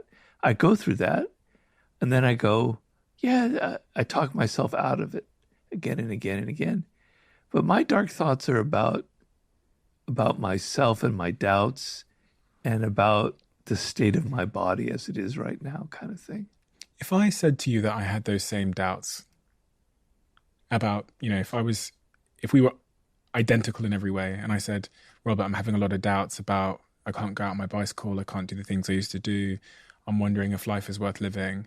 And I asked you for advice. I said, I don't know what to do about all this self-doubt I have about these books that I've written. What would you say to me? Well, I would say there's a lot of people who talk a lot in life, who bullshit their way, who say they've accomplished this, that, and the other, and they've never done anything. You have a book out there that you can be very proud of, that you can die tomorrow, and it's like a memento that will live on forever. And you've accomplished it. You've accomplished this stuff with your podcast. You've actually made things. So focus on that. Focus on the fact that so many people never get out of bed and amount to anything. So you've built things. You've accomplished things. Focus on that. And then about your body, well, when you're dead, it's all gone. Who knows what there is on the other side? But just think of the insanity of what it means to be alive, and that's another chapter in my new book. The odds against you, Stephen, of ever being born are absolutely insane, and I describe those odds in the book. And I go through from the very first cells that ever, from life forming on planet Earth to the evolution leading to us sitting here, is unbelievable. So that you are alive is an incredible, astounding thing. And you have to think about that. And you have to think about just seeing the sky, just being aware is an amazing thing. So I often think about people who are suicidal. There are a lot of people like that in life, particularly nowadays. And I know because I went through that period most strongly in my early to mid 30s as I was contemplating the lack of success in my life. And what kept me going was I still believed that I could accomplish something. So even in my darkest moments, I managed to pull myself out. But then I think of people who maybe don't have that energy, who are kind of going down that hole. And I know from my own experience that hearing somebody tell them that life is incredibly amazing fact won't have any effect on them, right? Because it doesn't connect to them emotionally. And I often think, how could I connect to them emotionally? How can I make it clear to them that there's something there that's worth preserving? I don't have the answer here today, but I think about that all the time. Like, how would I deal with somebody who is suicidal? And I get people writing me like that, and I've had relatives in those situations before. So that's something I think a lot about. It's a difficult question to answer. What you have to say to that person in that situation to get them to believe in the sublime, to get them to believe that life is worth living. I ponder whether what maybe you need to do is to get them to take the first step to create evidence for themselves somehow. Whatever that small first step is. I think that's great. I think that's spot on. That's exactly what you have to do. They have to come to the realization themselves, and through some action that you get them to do, which gives them a little bit of an ounce of belief in themselves, then the spiral can turn around. So I think you're right. It has to come from them, and it has to come from something that they actually do. All the talk in the world won't really help them. What that is something that I would like to think about, and it depends on the individual. But I think that is the way to do it. You're writing this book at the moment called The Sublime, right? Are you writing that book because of the situation you found yourself in after having the stroke and going through that journey of saying, why is life worth living, and going in search of the sublime that we all have inherently? Well, to be honest with you, about 20 years ago, I had the idea for the book. I read a book on the subject, and I got excited about it because they were explaining it as it's a kind of experience that's very hard to verbalize, that goes outside of what we normally experience. And I got very excited by the idea. And I planned to write that book. And then after war, that was going to be my fourth book. And my agent was getting all prepared to sell it. And then I got hooked onto 50 Cent. And I did that book instead. And I put it on the back burner. And then Mastery came up, and I got hooked onto that. And suddenly it kind of got pushed aside. And then in Human Nature, first of all, the last chapter in the 50 Cent book is on the sublime. It's about death and what 50 and facing it. Then the last chapter in Human Nature is about the sublime. It's about death and mortality. And the irony is that 2.5 months after finishing that chapter in the book, I nearly died. But what I had planned originally was I was going to go to the Gobi Desert and walk across the Gobi Desert. I was going to go swim with whales, literally whales in New Zealand. I was going to go to Tierra del Fuego. I was going to have all of these sublime experiences and write about them.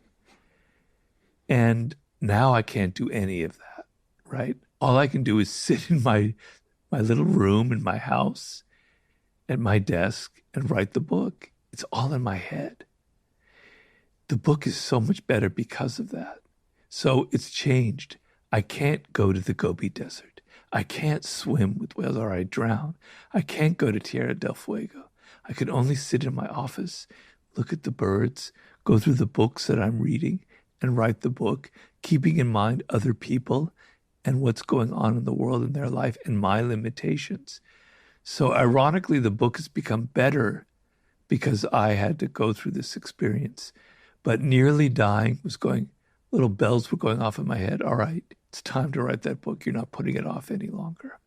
And has it forced you to find the sublime in the everyday life? Well, obviously. I mean, I'm writing right now a chapter on what I call the daemon, which is an ancient Greek concept that all of us are born with like a guardian spirit, right? I know it sounds very mystical, but a lot of psychologists, contemporary psychologists, have written about the daemon phenomena, the idea that you have a second self, a kind of higher self that in some way is guiding you. And it has a lot to do with some of the things we've talked about, purpose, etc.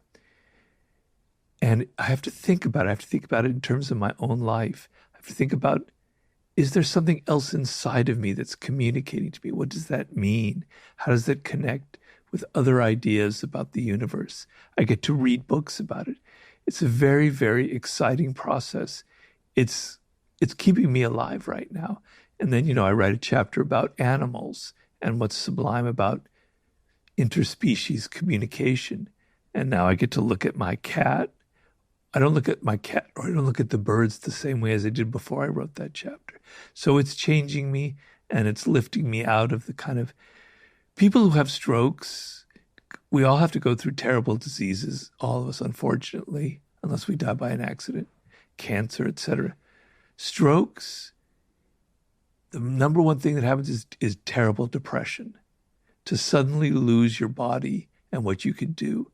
And so this has kept me out of that depression, I have to say. You said that all of your books have been kind of focused on different subjects, and that's very much the case. There's sometimes through lines between the different books, but they're all very much focused on a variety of different subjects.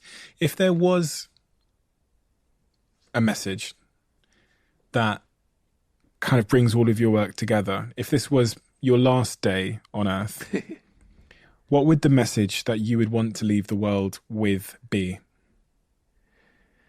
Wow, that's a really good question. A lot of my books have to do with the reality of our life and what, not what we want to believe, not our fake ideas about it, not our illusions, etc., but what life is really, really like. This is the human animal. This is how they behave. This is what will seduce them. This is what will turn them off. This is how strategies will get us what we want in life. This is how you can master your subject.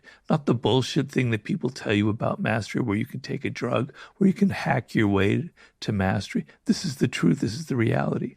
So all of my books, the through line is, this is what the world is really like. It's not ugly. It's not beautiful. It just is. And it's great to just relate to the world as it is, to see things as they are. It kind of is liberating. And in a way, it is kind of beautiful to just connect to the reality and not being inside of your wishes about, why can't people be more like this? Why can't somebody tell me this? Why can't they give me this? Why can't I be successful? Blah, blah, blah, blah, blah. Getting rid of your illusions and just looking at the way life is sort of, I guess, would be the through line of all of my books. Do you see life as a bit of a game? And is that a healthier way to view life? A game where we need to learn the rules and then play the game versus fight against the injustice of the rules of the game? Yeah, it's all a game. Definitely. There was a great man on the left named Saul Alinsky who wrote a book called Rules for Radicals. He was a strategist for union organizing. And he would hate the world today with people with all of their virtue signaling and everything. He said, if you want to change life, if you believe that there's injustice, you have to be a strategist. It's warfare. You have to organize. You have to understand the rules that will lead to actual change in this world. And whenever you enter the realm of rules and strategy, it is like a game, you know? And so, yeah, I believe that. And I believe people with all their moralistic ideas who think just because they believe something is right, that it will get what they want, they're just living in it. They're fools. You have to strategize. If you don't, you're just bullshitting. You just pretend. You just virtue signaling. You want people to see you as a saint. If you're not willing to get your hands dirty and to organize and to say, I've got to take this A, B, C, D, I have to figure out the process of getting there, then all you're doing is just playing a game of appearances as opposed to the real game of getting things done in life. What is the opposite of that strategy you're talking about? So I'm trying to figure out the average person that is currently not strategizing in their life. What are they doing? Well, everybody, I guess you could say everybody has a strategy, but their strategies are extremely ineffective. Their strategies are full of illusions. So human beings have to strategize, because to wake up in the morning and to go, I've got to make breakfast, you got to strategize how you're going to cook and what you're going to make and what you're going to do to the day and what you're going to wear. It's human nature. It's just people do it very, very badly. And they do it badly because they're so emotional. Now, I'm not against emotions, and emotions play a huge role, and I'm writing a lot about it in my new book. But the ability to get things done, you have to be in control of your emotions. You have to take a step back and you have to go, I'm not going to react. This person is pressuring me.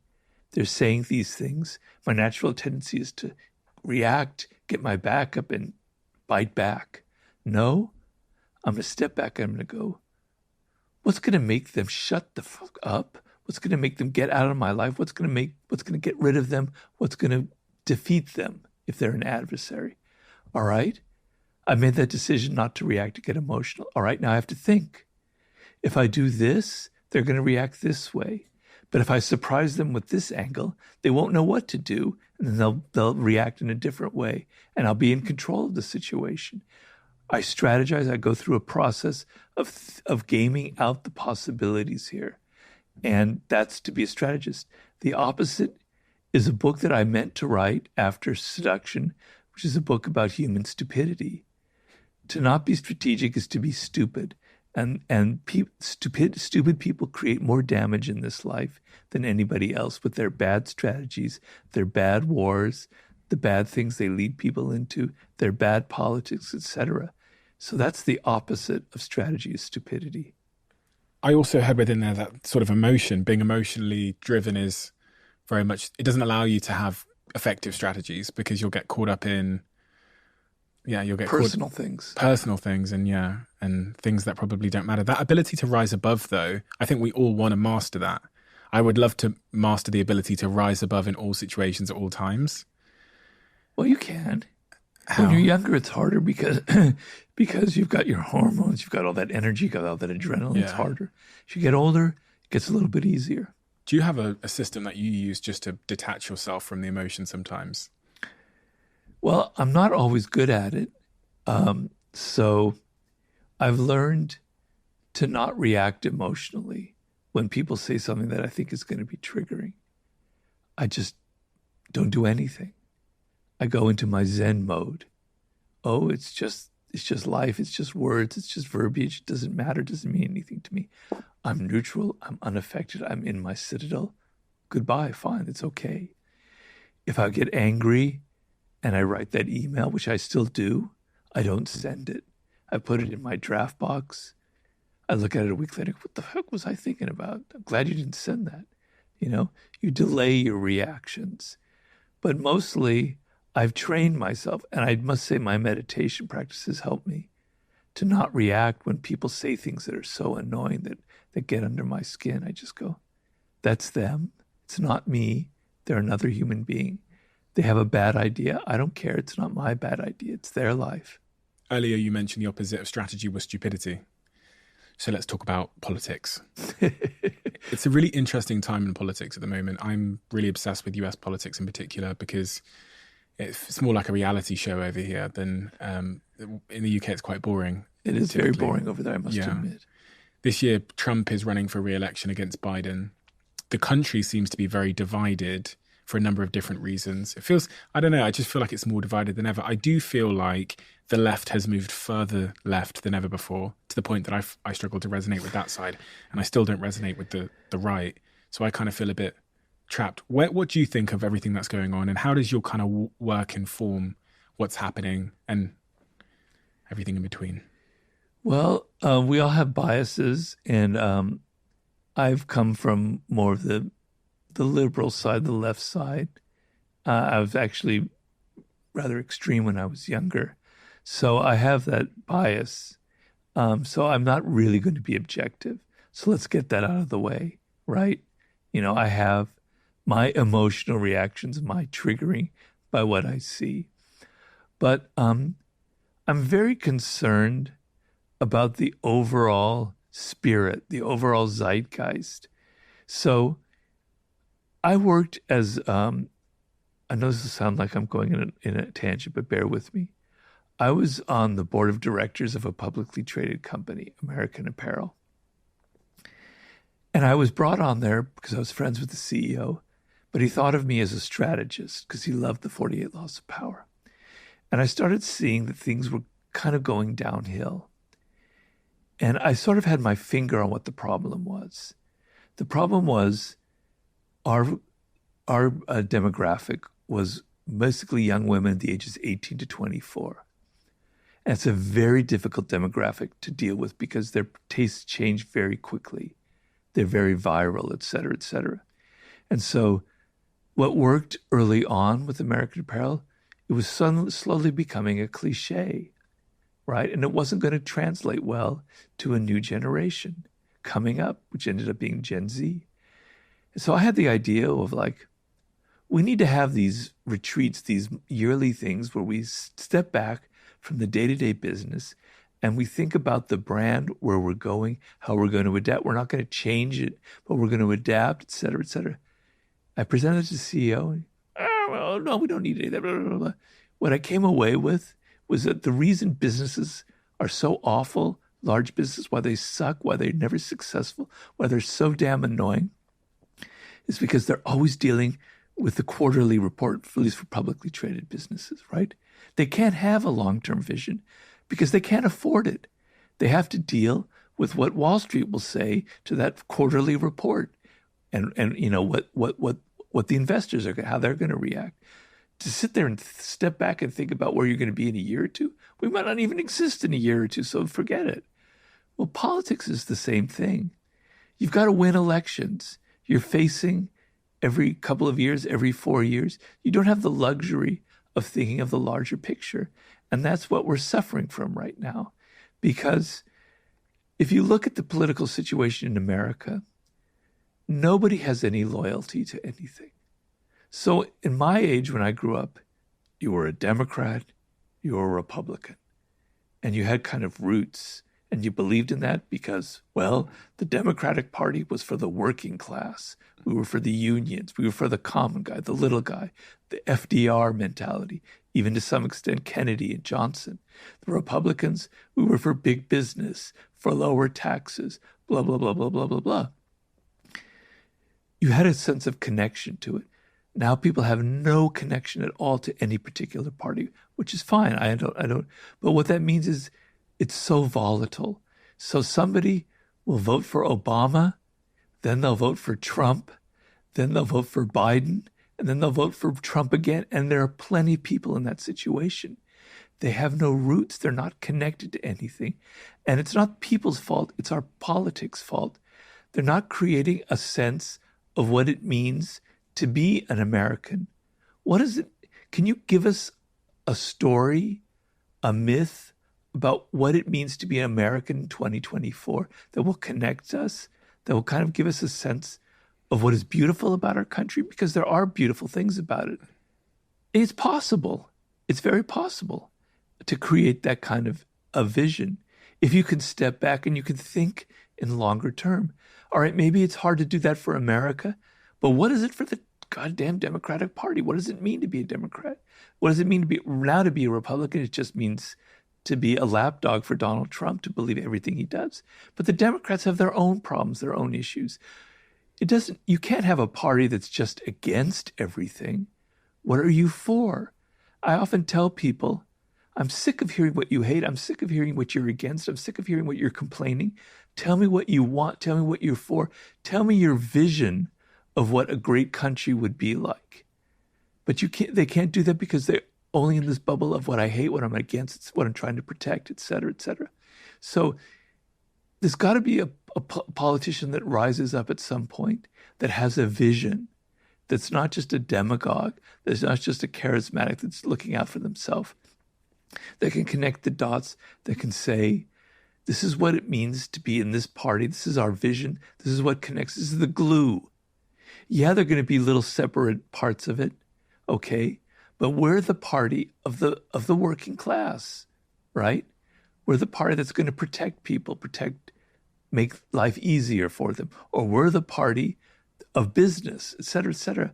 I don't care what it is, but create a vision, a sense of who you are, of what it connects to. Hit people in their heart, you see, Trump succeeds because he has an emotional, visceral effect on people, and he's very good at it. The Democrats can't learn that. It's always about a laundry list of we're going to do A, B, C, D, and E. We're going to hit the numbers. We're going to reduce inflation. We're going to create this amount of jobs, et cetera. It's all in the head. It's not in here. You've got to connect to people viscerally, emotionally. You have to create a myth that will connect people even within their disparate little niches. And it's possible, because to believe it's impossible goes against the grain of history. Somebody will emerge. I might be dead when it happens, who will go through some process for that, because otherwise everything will fall apart. Robert, we have a closing tradition on this podcast where the last guest leaves a question for the next guest. Oh, I remember that. I didn't prepare. It's okay. I'm sure you can come up with one about the sublime, maybe. I don't know. We'll see. The question for you is, okay, and you're not allowed to say nothing. If you could change one thing from your last 10 years, what would it be and why? Well, I would have prevented my stroke. I would have realized that I was burning myself out, running the laws of human nature. I would have taken it slower.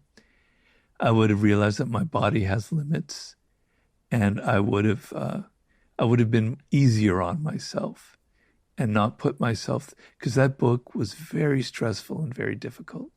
I would have taken it slower. I would have gone at a different pace, and I wouldn't have had my stroke, and I'd be so much happier. Do you think you could have prevented your stroke? Yeah, definitely. I mean, it was a weird set of circumstances, but the stress of writing The Human Nature kind of ground me down. And then I had kind of high blood pressure already. And then I took a trip to New York where I forgot my blood pressure medication. And then I was hiking in a park and a wasp stung me here. And 5 days later, this whole area got inflamed, turned red. I was itching. I couldn't stand it. Went to the doctor. They prescribed me basically a steroid, which raised my blood pressure to the roof. And then when I had the stroke, my blood clot was exactly where that wasp sting was, in my neck. So if I hadn't worn myself into the ground, if I hadn't forgotten my blood pressure medication, if that doctor hadn't prescribed to me that nasty prednisone, if I had just been more careful like that, I probably wouldn't have had the stroke. Are you able to forgive that sequence of events and the people involved? Yeah, I have to. I've forgiven the wasp. That wasp maybe died because of me, because I don't know if wasps die when they sting you. Bees do, but I've forgiven the wasp. I've walked past that spot where the wasp stung me, and given my little prayer to it and said, I'm sorry about your little life, etc. And yeah, I've forgiven. I've gotten over that, and I've made my peace with it. You know what? It was meant to happen. Amor fati, it was my fate. And probably it happened for a good reason. I mean, I'm right now contradicting my answer to that person's question, but so what? So's life. Because the way I think about it is I was kind of reckless with what I thought I could do. And probably if I hadn't had my stroke, I probably would have something else bad would have happened because I didn't realize my physical limits. I probably would have. And so I'm alive. I have my brain and I'm writing this next book. So it happened for a reason. If that bee wasn't there that day. Wasp. Sorry, it's my correction. If that wasp. No prejudice against bees, Yeah. please. If that wasp wasn't there that day. And I say this because I've been reading a few books recently about how throughout human history, these tiny little events, like the Nagasaki where they dropped the bombs and all of these tiny little events with a cloud that flew over a The city. butterfly effect. All of the little butterfly effect things. Is there anything from how these tiny, seemingly insignificant chance events can have massive consequences? You're going to make me cry. Because what if there was like a little bit of wind and the wasp didn't come directly in my path? Yeah, I know. It's horrifying. But is there anything, because that's the nature of the world we live in, where tiny little things that we cannot predict can determine our lives in huge ways, can sway our lives in huge ways. Is there anything that we can do about it? No, there's nothing you can do about it. You know, it's Ryan Holiday will talk to you about it. What you can do is the Stoic philosophy is how you react to it mentally. You can't change the physical circumstance, but you can change how you think about it and how you react. Robert, thank you so much for your time and your wisdom. And I'm so very, very excited for your upcoming book, because if it's anything like your past books, it's really something worth waiting for. And that's nice to hear. Thank you. Before we started recording, you told me about the process you're going through. You spent 4 years writing this upcoming book, Sublime. So far, it's been 4.5. It'll be another 1.5 years. So that'll be 6 total years. Yes. It's so incredible. It's so inspiring to me. Well, keep this in mind, Stephen. I can't type. So I used to be a fast typist, and I can't go up, take a hike to clear my head. So everything, it's not like it takes double. It takes it's like 1.5 times more. I have to write things out by hand.